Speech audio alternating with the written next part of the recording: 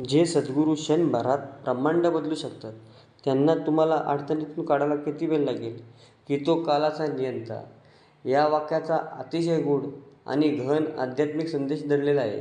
याचा अर्थ समजून घेतला तर मनातील भीती, असहाय्यता, शंका दूर होतात आणि श्रद्धा अधिक दृढ होते. सर्वप्रथम सद्गुरू क्षणभरात ब्रह्मांड बदलू शकतात.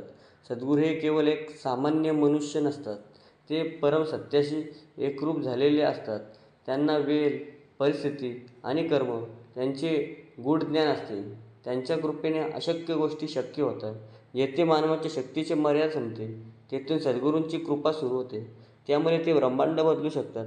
म्हणजे परिस्थिती, नशीब आणि जीवनाची दिशा एका क्षणात बदलवण्याची ताकद त्यांच्या कृपे असते. त्यांना तुला अडचणीतून काढायला किती वेळ लागेल या भागात आपल्याला एक महत्त्वाचा संदेश मिळतो, की आपण ज्या अडचणीमध्ये अडकतो आहोत त्या आपल्या मोठ्या वाटतात, पण सद्गुरूंसाठी त्या काहीच नाही. आपण अनेकदा संकटांना घाबरतो, निराश होतो, विचार करतो की आता काहीच होऊ शकत नाही.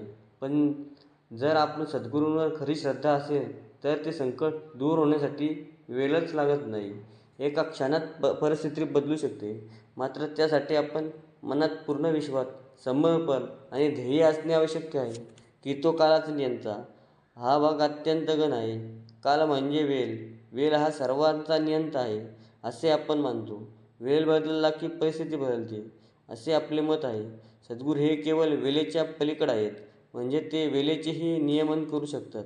त्यांच्या दृष्टीने भूतकाळ, वर्तमानकाळ आणि भविष्यकाळ हे सर्व एकसारखे आहेत. त्यामुळे ते फक्त आजची अडचण नाही तर भविष्यात संकटही टाळू शकतात. आपण फक्त वेळेवर अवलंबून राहू नये, तर सद्गुरूंच्या कृपेवर विश्वास ठेवावा. अनेक वेळा आपण म्हणतो, वेळ बदलली की सगळं ठीक होईल. सद्गुरूंच्या कृपेने वेळच बदलू शकतो.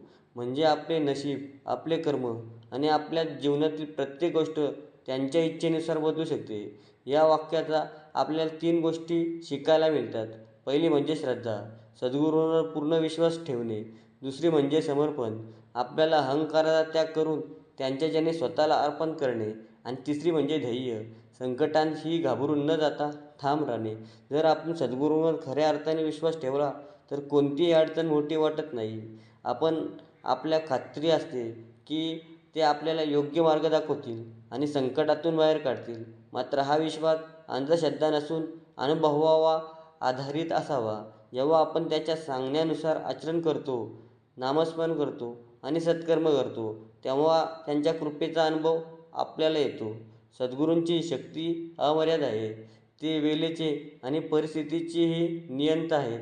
त्यामुळे आपण अडचणीत असताना निराश होण्याऐवजी त्यांच्यावर विश्वास व कृपेवर विश्वास ठेवावा. कारण त्यांच्याकडे ब्रह्मांड बदलवण्याची ताकद आहे.